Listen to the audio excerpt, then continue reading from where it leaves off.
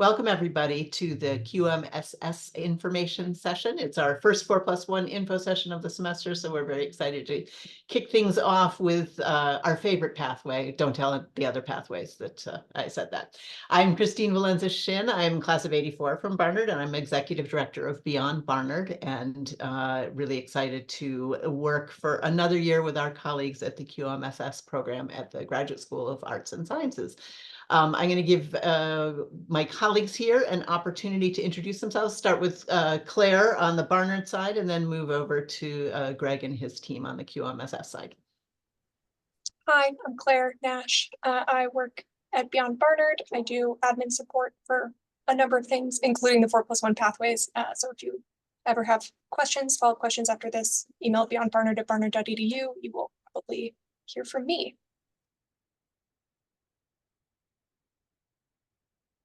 I'm happy to say something. I'm Greg Irick. I'm the director of QMSS. You'll be hearing from me in a little bit more in a moment, but I've been with the program for 15 years, and I'm really, really excited.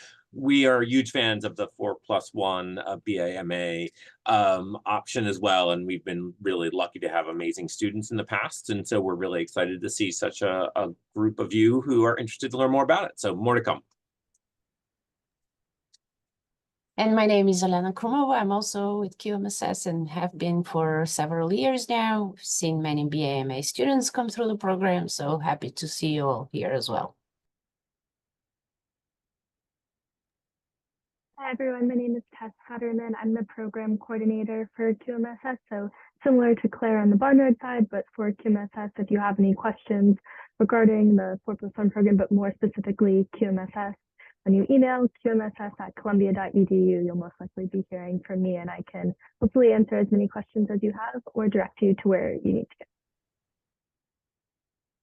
Thanks, everybody. And that's a great point right at the end there. These are joint programs between Barnard and Columbia, and lots of questions come up, and we're all here. Even if we don't know the answer ourselves at the moment to ask it, we are able to direct you to where you need to go.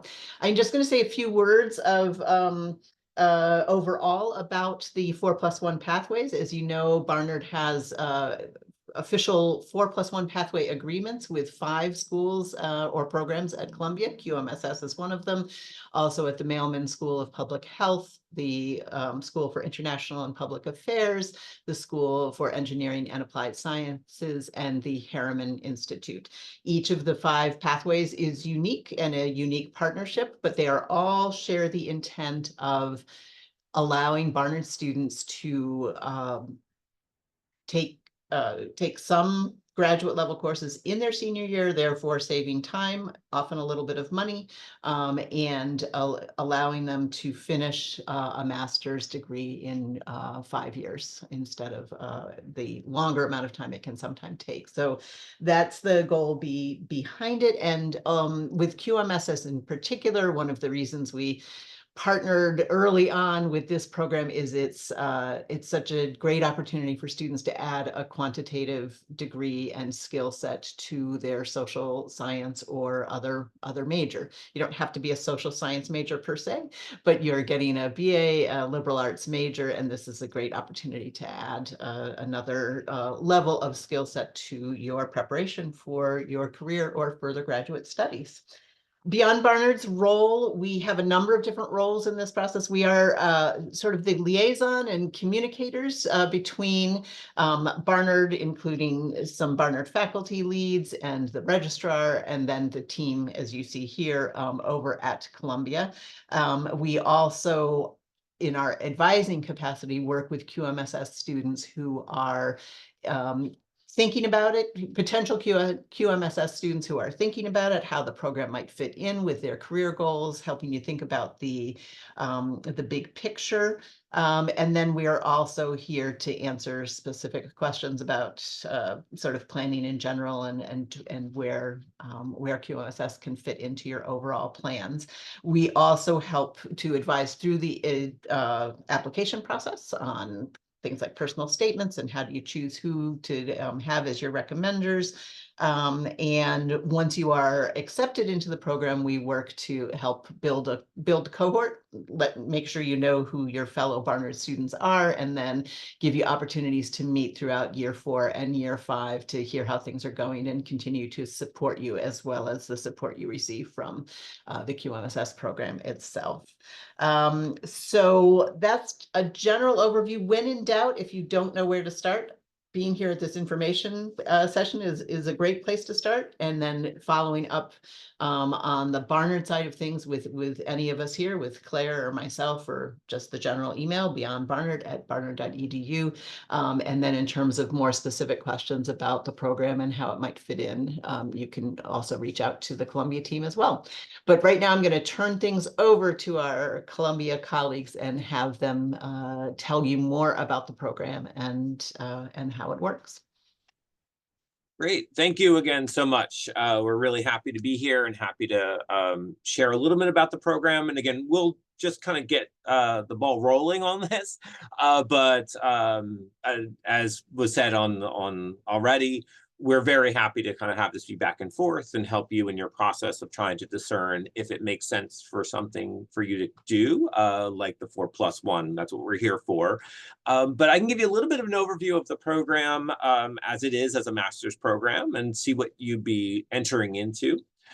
So we are the Quantitative Methods in the Social Sciences Master's Program. So that's a mouthful, but it really looks to be interdisciplinary within the social sciences. And so we're looking at economics, psychology, political science, sociology, and beyond, in terms of having exposure to the best of those different disciplines in terms of how they think about their research, the statistical methods they use, the research methods they use.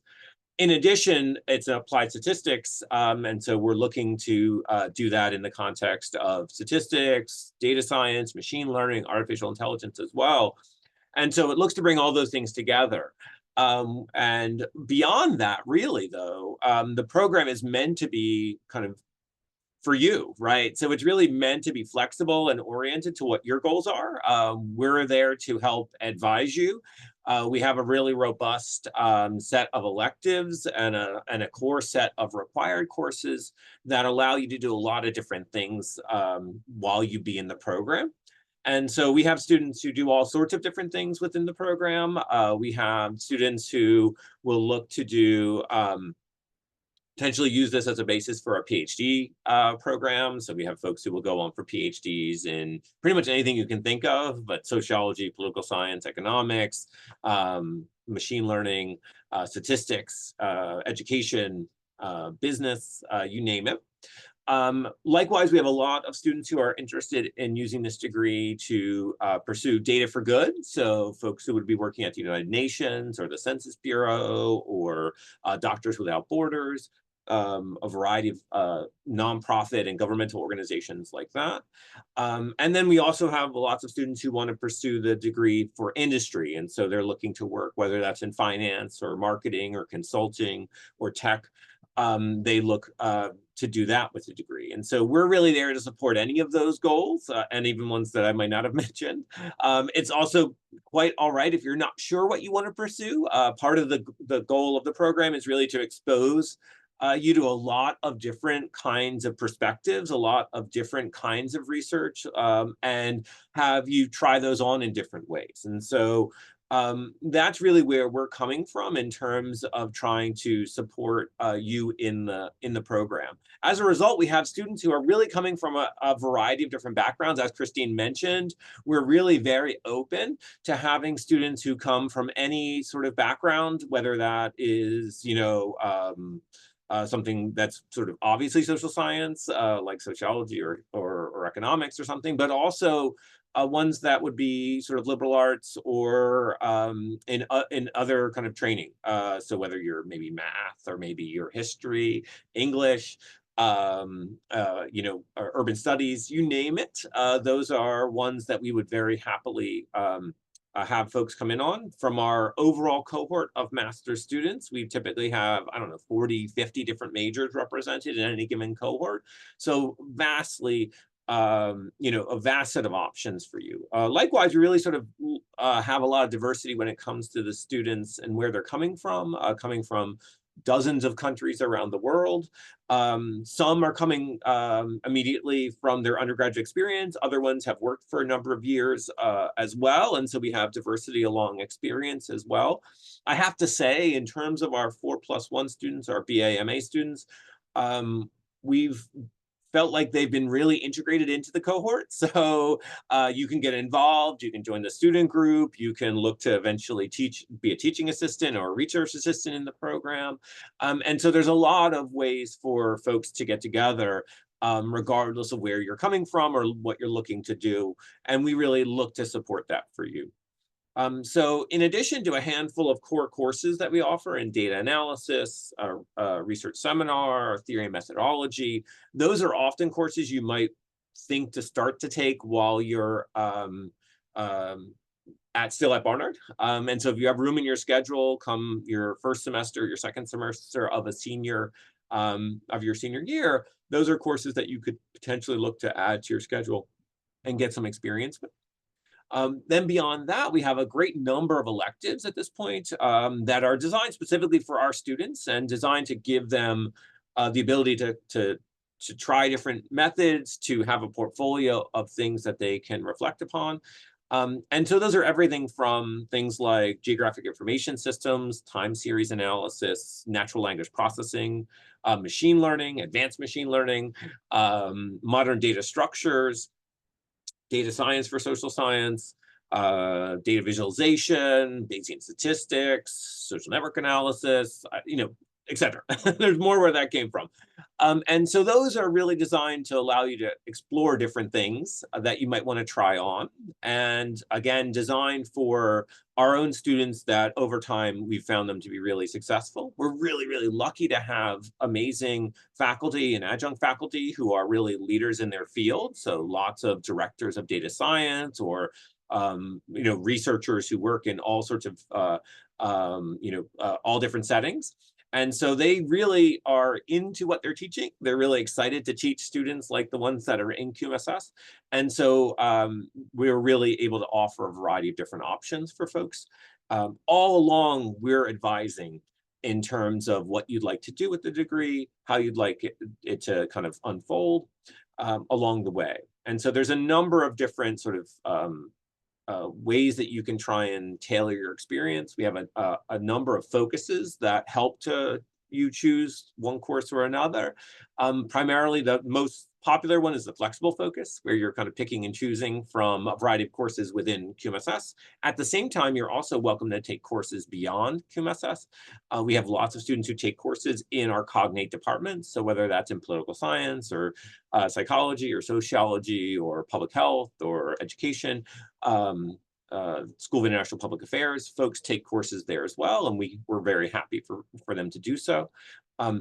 In addition, we have a focus that's called the data science focus. That's our next most popular one, where folks are looking to take courses that really will help prepare them for a data science career. A lot of those are happening within our own department, but you know, there's certainly ones that are interesting to take elsewhere. And we have an economics focus and also have a experiments focus. And so those are some ways that we try and guide folks through the process along the way. A couple final things to say just at this outset. So one, we've been doing this for a really long time. It's actually our 25th anniversary this year. And so, you know, we've done this for hundreds and now, you know, well into the thousands of students at this point. And so we're really very comfortable with working with students in a variety of settings. And all we really ask out of our students is we don't really want to have a lot of barriers to entry. What we really want out of our students is folks who are really interested in thinking about things quantitatively, thinking about data, thinking about how to do research. And so that's really where we're coming from. And so if that's something that you're interested in, up for, to work with data, think quantitatively, those are sort of the critical kind of motivators that will make you successful within the program. But we've been very lucky to have a great deal of alumni who support the program. They serve as mentors. They serve as, you know, as folks who can provide advice. They are very excited to attend events and know how the program is changing. And so we're very lucky to have such a robust group of alums. And then, as I said, we're really lucky to have such a really great group of a cohort, folks who really are interested in these topics, very kind of collaborative, interdisciplinary, looking to share experiences, and not just academic experiences, but also socially get to know each other, to take advantage of the city, something you all already know about, and really sort of make the most out of their time at Columbia. I'll stop there. We have some specifics about what this would look like for you all as BA/MA students coming from Barnard, but I'll stop talking for a second. I don't know if Elena, if you wanted to add anything in terms of kind of the program and things for them to be thinking about. Yeah, so I think, you know, you gave a pretty good overview, and I think probably a lot of students have browsed their website and seen what's there. So the key takeaway is that it is a flexible program. Number one, it allows you to do a lot of things that you have on your mind that you want to do. And number two, in terms of, you know, being a BA/MA student in an MA program, there really isn't any difference at all.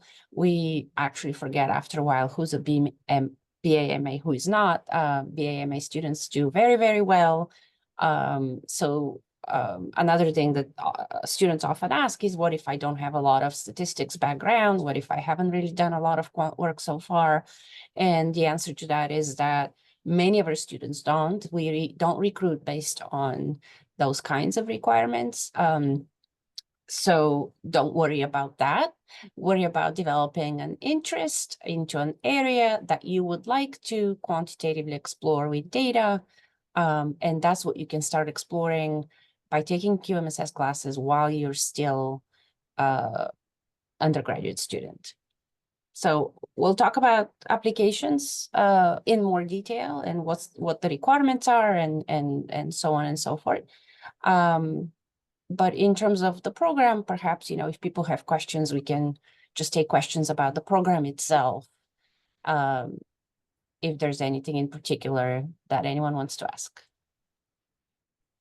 Great, thank you, Elena. Yes, so why don't we make sure you kind of know what it would kind of, from your perspective as BA/MA or 4+1 students, what would be kind of coming up. And so I suspect we have folks probably of multiple different years. So some of you might be even freshmen or sophomores, but we might have some juniors and seniors. And so in terms of some deadlines to be conscious of, if you are currently a senior and you'd like to consider doing the program, the date to be conscious of for you is going to be November 13th. I can put that in the chat if you want. And that November 13th deadline is for, you know, first semester seniors. You know what's gonna probably 12:30. They're on Q&A already. Okay. I'm gonna go on a quick walk. Get some fresh air. Oh, we've got some unmuted folks. Can you? If you want to maybe mute back, hold need that to question reconnect if with it's something VHS. you want to ask.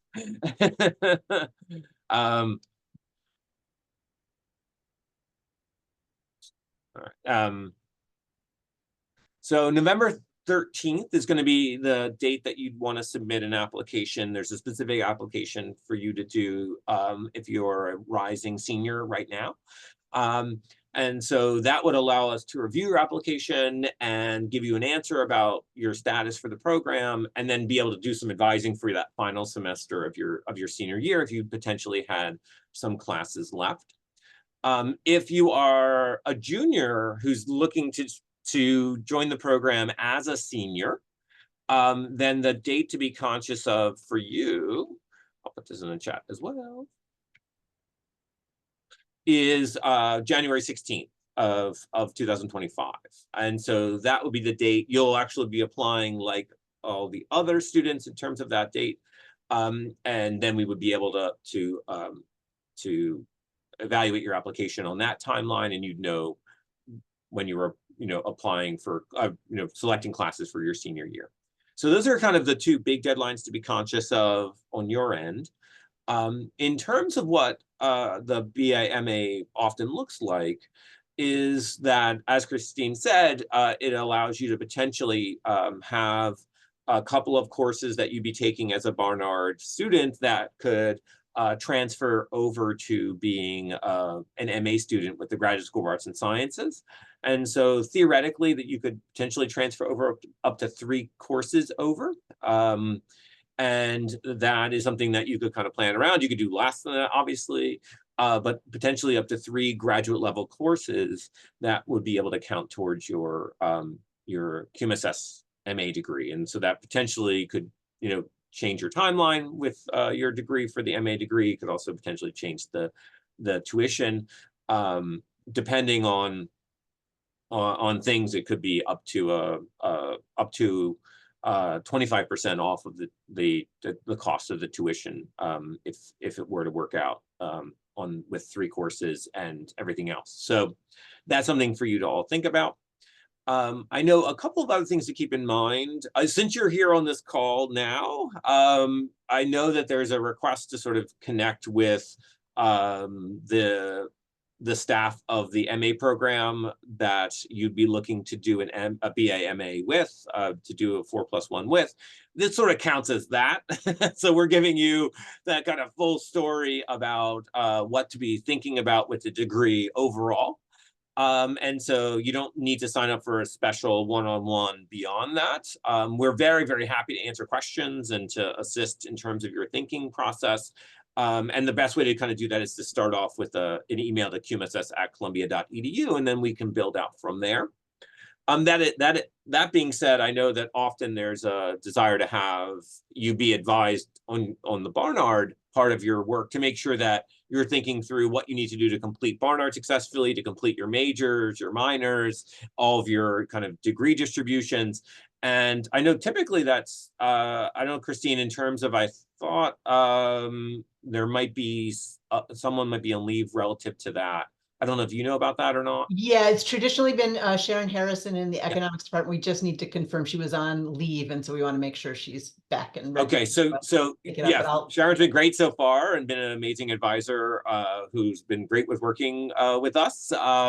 And if not her, then I think in general you just would want to touch base with someone who is helping you advise your Barnard experience and make sure that you're kind of on track. We obviously want to make sure you're fulfilling all your Barnard requirements first before anything would carry over to the MA degree. So that's just a little bit of the kind of nuts and bolts of it. A couple of other things to keep in mind in terms of, sort of the benefits of the 4+1 overall. So one could potentially be some savings with regard to time or with regard to tuition, but it is also something that we found the BA/MA students really benefit from, sort of the smooth transition from their undergraduate into the graduate degree. So obviously all existing in the Columbia ecosystem, it's relatively straightforward to track things, to have you transition, in terms of your campus experience, in terms of your understanding of the systems, in terms of, kind of your goals and the larger ecology of Columbia. That's all sort of already there, which is fantastic. Taking advantage of kind of the continuous work with whatever you're doing in New York City is right then and there as well. And so there's a lot to be said for that kind of momentum that you get from going from one to the other and the continuous kind of training that happens. So I'd say that's kind of one thing. Second thing certainly is that depending on how many classes you transfer over, it potentially leaves you in a position to be able to kind of structure your MA so that you can have time for things that you might want to take advantage of, say like internships, for instance, or RA-ships, for instance, or preparing for a thesis, which is something that you'll be asked to do in the program, and students are really excited to do as a showpiece of all the things that they've been learning. So doing it in this way and having some courses count often gives you additional space in your roster, in your schedule, in your life to devote to those sorts of things too, on a way that's sort of very manageable along the way. And so I'd say on a few of those bases, we've been, we've seen that as being sort of benefits for you all. I think those are some of the main elements of the BAMA 4+1, and we're certainly happy to answer specific questions about anything. Before we do that, I guess one last thing, if Lena has anything else you'd want to add at this moment that I haven't said that we should say overall before we sort of take questions maybe from folks.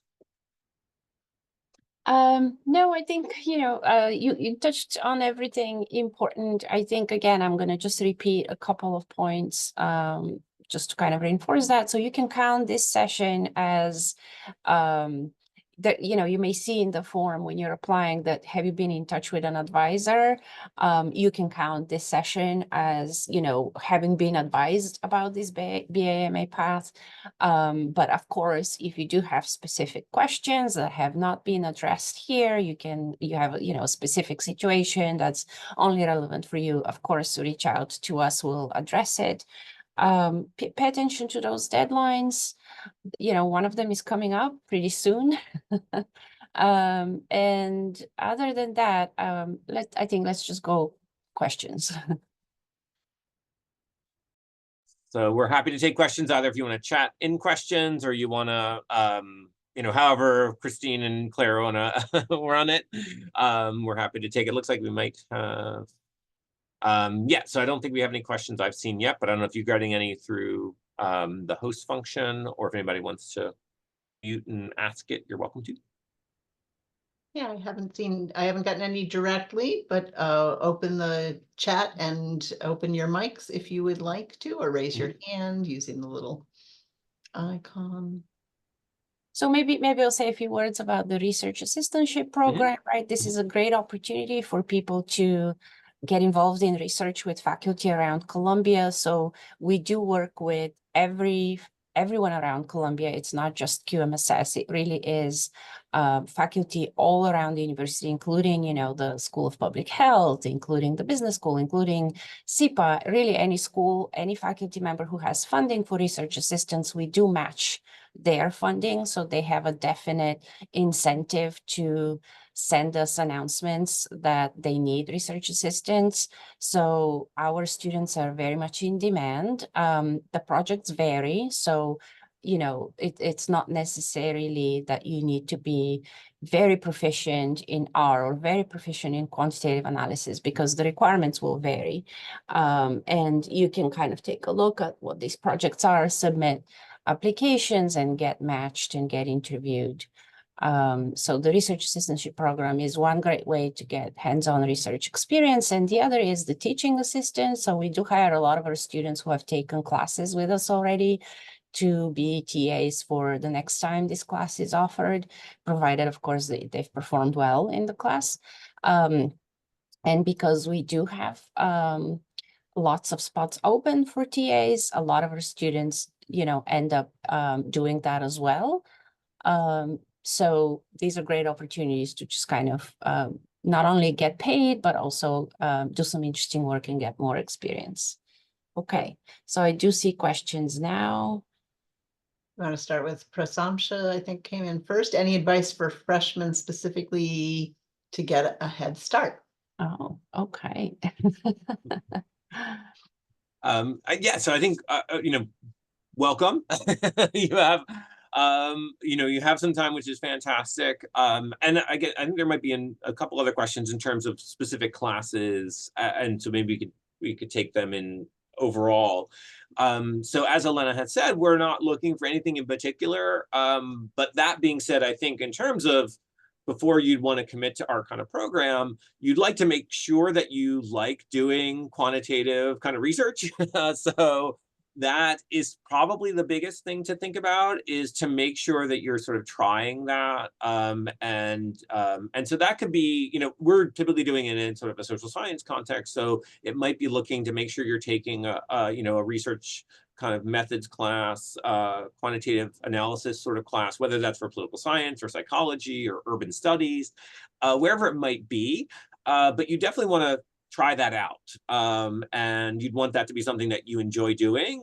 And obviously we have our own kind of flavor for how to do that. So how any given professor does it may be a little bit different. And so, don't let one class determine that. But as a first kind of approximation, it makes sense to just make sure you're kind of enjoying the types of things you're being asked to do in these kind of classes. But that can be done in anywhere. And so I would really lead with something that's sort of interest to you, wherever your heart kind of is taking you, or maybe where your requirements for your major are going there anyway. Those would be kind of the places I would say to start. Yeah, I'd say that's probably the biggest thing. I don't know, Elena, do you have other things in terms of things for folks to be kind of Yeah, thinking so about? other than classes that you take, you can also, because especially if you're a freshman, you have time, you can think about, getting involved in research with some faculty member already as a freshman, whether it's in a lab, or some other kind of research that would be helpful just to kind of see also, do you actually enjoy doing research? And also eventually that will really help with, of course, letters of recommendation, because those people who have worked with you will best be positioned to give you a good detailed letter of recommendation. And I do think we have that specific question also, how to approach getting letters of recommendation. So that's the general advice for everyone. Think about people who really do actually know you, whether from class and you've been active and you went to their office hours to talk about your interests and your plans, or whether from being a RA or internships anywhere that you might have taken.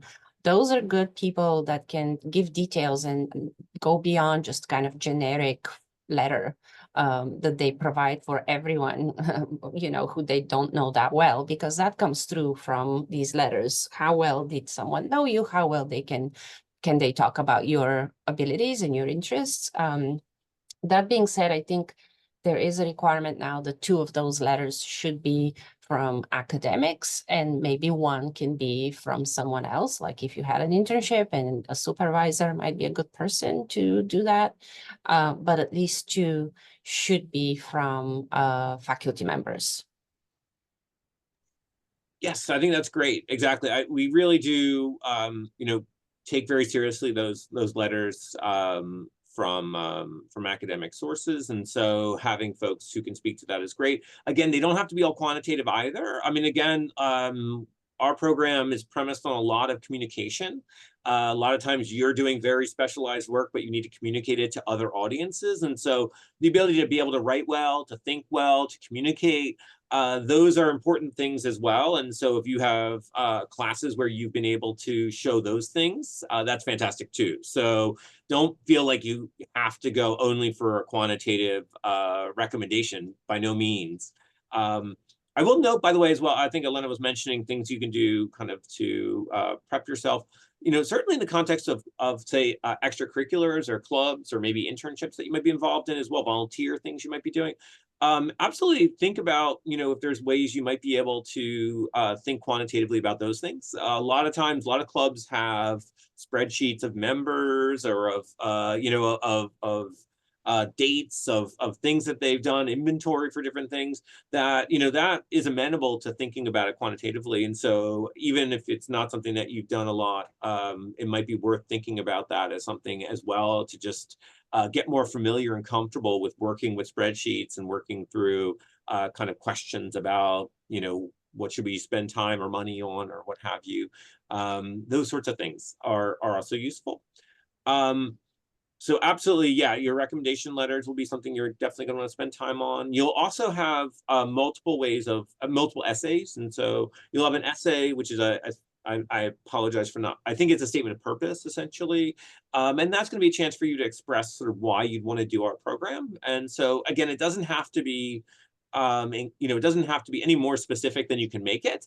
As I said, we're a program where we want folks to grow and be open to things and try things. So you don't have to know exactly what you want to do with the degree, but you do want to kind of share with us where you've been coming from, where you are and where you want to go. And give us a sense of sort of how QMSS fits into that. We want to make sure that we're a good fit for what you want to do, and we'll be able to help you and deliver what you want. So definitely in the context of your statement of purpose, you want to talk about kind of your kind of thought process there. There is also a personal statement where you're able to elaborate on some other things that you think might be relevant for the committee to know. And that's very open-ended. And so it really is meant to be kind of a personal statement coming from anything that you'd like to contextualize or anything that you think is important or relevant for the committee to consider. And so you're welcome to write something in addition with a personal statement. And those are sort of the main elements. There's no, I think there was a question about GPA. There's not a GPA requirement. We look holistically at people's transcripts. We look at their trajectory. We look at the courses they're taking in the context also of the recommendations and everything they have. The GRE is optional. We're happy if you want to take it. We're also happy if you don't feel that it's relevant for you. We'll work with all the information we have. So definitely consider that as something you want to decide about, but it's optional as well. Let's see. Other questions? Let's see that I missed. Classes. I just want to jump in as we go through these. So I did have a question about financial aid for the QMSS program.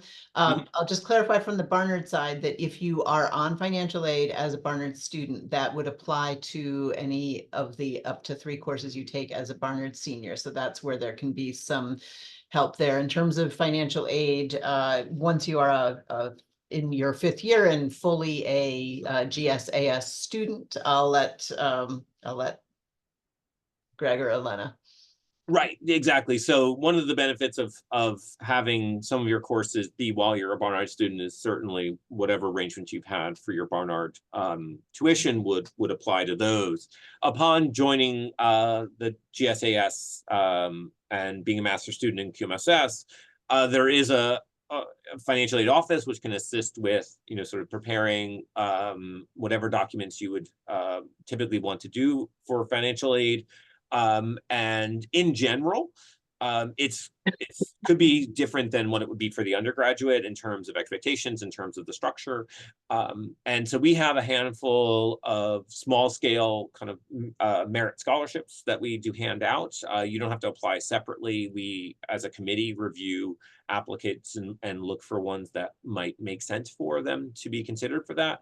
But it's as they're relatively limited in both number and size, and so as you're thinking about the tuition for the GSAS, you definitely want to consider kind of the full range of options that you might want to do for that degree, for sure. All right, let's see. In terms of, I think there's a question about seniors, and so if you're a senior, the biggest thing for you to do really is to sort of start to put together your application and to really sort of take stock of where you are in your Barnard credits and your degrees, and then to start to think about what you might want to do with your final semester, your spring semester, and what that might look like in terms of taking our classes in QMSS. Again, you'll have a decision from us about your joining the BAMA or the 4+1 by the end of the fall semester. So you'll be in a position to adjust your schedule accordingly for the spring. But that's really the biggest thing.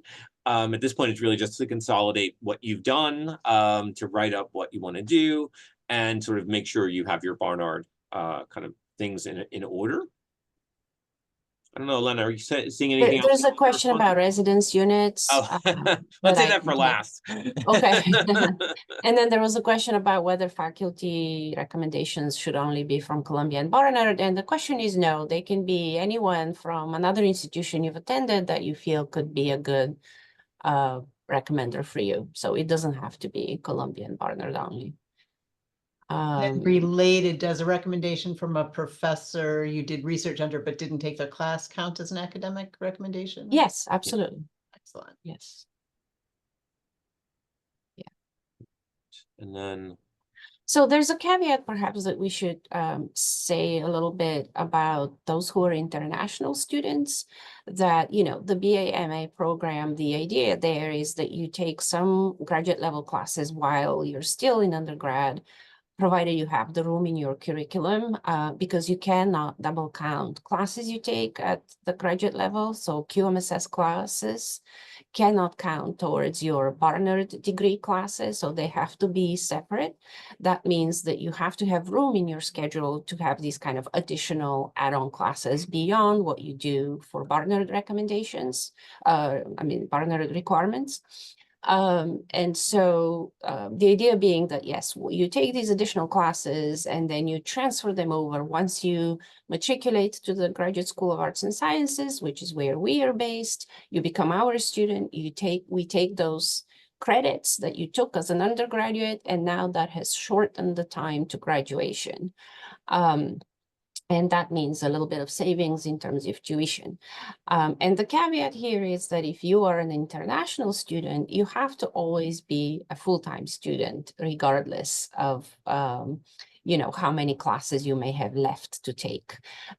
So that's just something to keep in mind as well, that let's say you transfer half a semester, which is what usually it works out to be.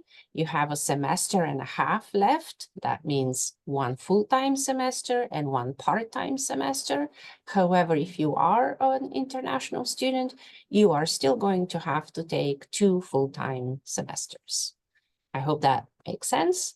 Perhaps that's a good segue into what residence units are. Yes. So yeah, and if you're an international student and you're ending up being with us for 2 full-time semesters, which is what most of our master's students are doing, normally, we're certainly happy to advise you to make the most of that extra kind of time. So there's a lot to be done, a lot to fill in, a lot that can be valuable with that time. And so we'll obviously, if that's something you still want to do, we're very happy to give you advice with regard to that, for sure. And in terms of these residence units, it's something that's relatively unique to the Graduate School of Arts and Sciences, the way that your kind of tuition category would work is something called a residence unit. So as Elena said, for the master's degree, you would need to fulfill 2 of these residence units. If you are coming in as a BA/MA, you could potentially have credit from your undergraduate experience for a half a residence unit. So then you'd have 1.5 residence units left. And the big thing to know about the residence unit essentially is that it allows you to take up to 20 credits for the same amount of money. And so that is sort of the tuition amount for up to 20 credits. And so lots of students end up taking a fair number of credits while they're at QMSS. They might take them in different ways. They might take a course for audit credit, or they might take one pass-fail, things like that, to sort of have a mixture of courses so that they can sort of make the most of those credits that are available to them. And so that's kind of the main thing to keep in mind. The residence units don't actually have anything to do with residence in terms of housing, despite the name. So if you're interested in housing, there is Graduate School of Arts and Sciences does provide a certain amount of housing. That being said, it's something that we can't guarantee it, in which case you'd want to make sure you're thinking of other housing arrangements. Being in New York City, you're well ahead of the game in terms of being able to have a sense of where to look for housing if it ended up being off campus and not Columbia sponsored housing. And we can give some advice around that as well, but that's something to keep in mind from a housing standpoint. But that's the main thing to keep in mind with the residence units, is that you have a good number of credits that you can pick from, and that's how you'll be kind of billed with your degree. And I just want to clarify something. It goes to the last question Yeah. on the list that I'm seeing. Oh, wait, sorry. No. In a typical master's degree application, we need standardized test scores. So I just want to clarify one thing. In the overall Barnard agreement, it's sort of a Barnard requirement that all 4+1 pathway students have at least a 3.5. That's sort of Barnard's assessment that you're ready to start taking on graduate level work. So that would be at the time of application, and then sort of keeping that 3.5 as you prepare to graduate from Barnard. And the standardized test scores are standardized testing is waived, but I think that fits in with QMSS in that it's optional anyway. So you certainly could take a standardized test if you wanted to, and if you thought it would strengthen your application, but it's not required. Great. No, thank you for that, Christine. That's very helpful clarification. And exactly, in terms of this final question that was asked about kind of the paying for 2 full residence units, if you came in with no credits from your Barnard experience, then the expectation would be 2 full residence units, 1 each semester, essentially. If you were transferring over credits, if you say transferred over 3 of your Barnard courses, then we would credit you a half of a residence unit.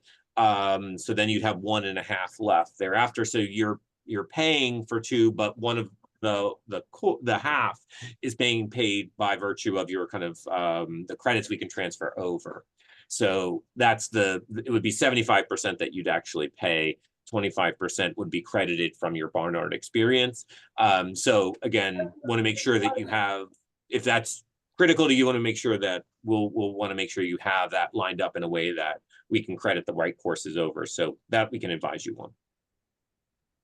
Great. And again, I just want to confirm that any of the graduate level courses you take as a Barnard student that you plan to transfer over can only count towards your graduate degree. They can't be counted towards your Barnard degree, can't be counted towards your major, your minor, or any of the general Barnard requirements, or the overall total of credits that you need to graduate from Barnard. So it's important. That's true of most of the 4+1s, but not of SEPA in particular. So sometimes there's some confusion there. So just confirming that that's right.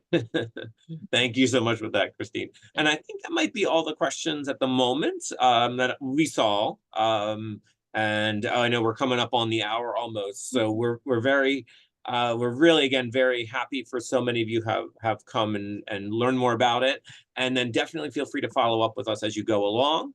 And you know, as I said, despite all the nitty-gritty details, the bigger kind of message really is that if you're interested in pursuing these sorts of things, if what the kinds of things you get to do in the program are of interest to you, then we'd really love for you to consider it. We've been so lucky to have such amazing students come to us from Barnard and from Columbia College and from General Studies. And so we would love for that to continue. If anything, I think it's been growing year over year, Elena, right, in terms of the number of folks we've been able to accept and who've joined us and just enriched the program. So we hope you all will take us up on that as well. And anything we can do to help clarify things, definitely follow up. Yeah.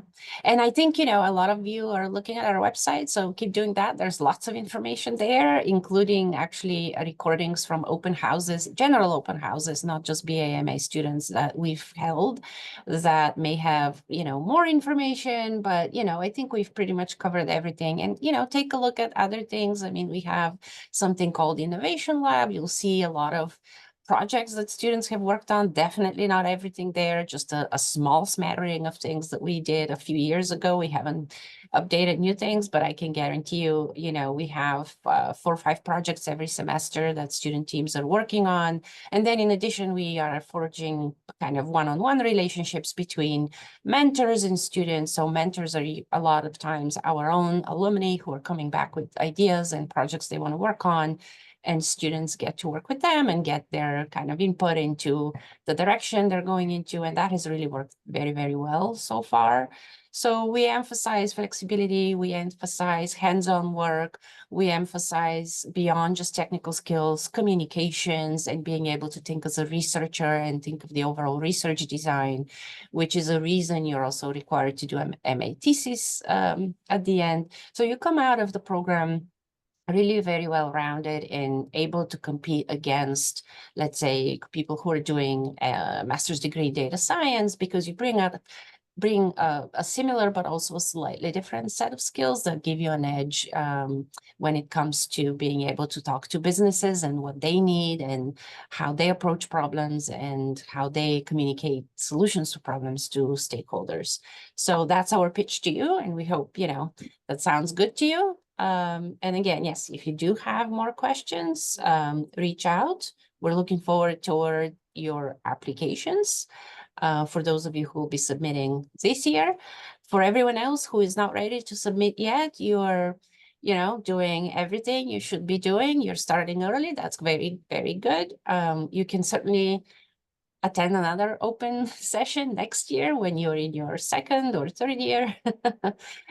Keep us in mind. Yeah, and thanks for coming. Thank you all so much. Thanks everybody for coming. Thanks to Gregory, Elena, and Tess for all of your wise words. And I just let people know next steps. If you're first years and sophomores, your next step would be to come see us here at Beyond Barnard for an individual appointment to talk about what you're thinking about. And if you're juniors or seniors, you can also come to Beyond Barnard for support on your application. And as I mentioned in the comments, we'll be reaching out with further information about faculty lead, and you can always be talking to your Barnard advisor about your plans as well. So Thank you, Christine and Claire and Beyond Barnard for arranging it. It's always a pleasure to see you all, and off and welcome, running. Tess. Bye, everybody.